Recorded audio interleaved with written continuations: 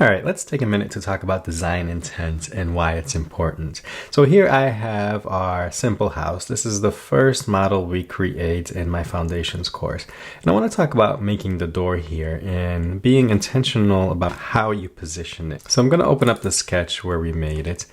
And I'm just going to take this existing door here and let's delete it and I'll create a new one. So I'll grab my 2-point rectangle, create a rectangle, quickly dimension this, let's say 8 millimeters by 4 millimeters here. And now I want to position it. And I know that I want it to be in the middle of the house. So taking my measurements, I realize, okay, the distance of this wall, 35 millimeters. And so what I calculate is that if I dimension it from the left edge of the door to the left wall, that it needs to be 15.5 millimeters to be perfectly centered. And then I'll go ahead and position that bottom edge there on the bottom of the wall. So I'll grab my collinear constraint there. There we have it. Okay, I have a perfectly centered door. I'm going to finish this sketch, bring that model, and there it is. Everything looks beautiful. And then I decide, you know what? I want a bigger house. I want to have this music room where I can put all my guitars and I need the extra space. So if I go here and look at the extrusion, so instead of 35 millimeters, I need that to be 50. So I'm going to go ahead and create that. And now I've got a weird looking house, right? Because the way I constrained that door, I decided I wanted it to be in the middle and I calculated it from the distance of this left wall. However, that distance is locked in. So when I stretch the house and decide I want a bigger house, it's going to keep that dimension I said, and the house is going to increase, but it's going to look really weird. So what you would want to do in this case is you have to think about what is your design intent. So if you always want that door to stay in the middle, no matter how much you change the house, you'd have to design it that way. So let's go back to that sketch here.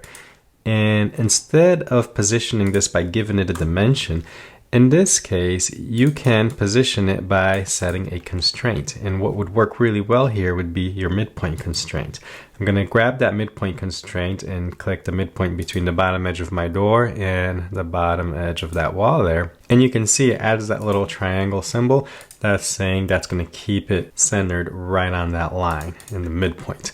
So I'll click Finish Sketch. And let's try that again. I'm going to bring back that 3D model. And there you have it. You see it fixed the door, put it right in the middle. What happens if we change that dimension? Well, I'll go back to that extrude feature and let's change 50 back to 35. The door stays in the middle. Let's pick a crazy number. Let's go 100 millimeters.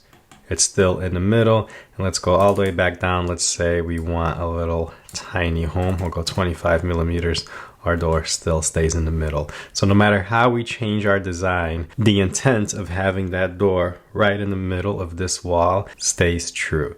So, okay, just wanted to present that and show why it's important to think about the design intent when you're setting your dimensions, because it's greatly going to decrease your headaches later when you change your design and your design behaves exactly like you wanted, so you don't have to come back and try to fix things that broke. If you're just getting started with 3D design and 3D printing and would rather not waste your time jumping between tutorials and filtering between good and bad information, but would prefer a structured, well-planned path for you to follow, then I've got the perfect solution for you. Check out my brand new courses, Foundations of 3D Design and Foundations of 3D Printing. Go to desktopmakes.com or click on the link below to get started.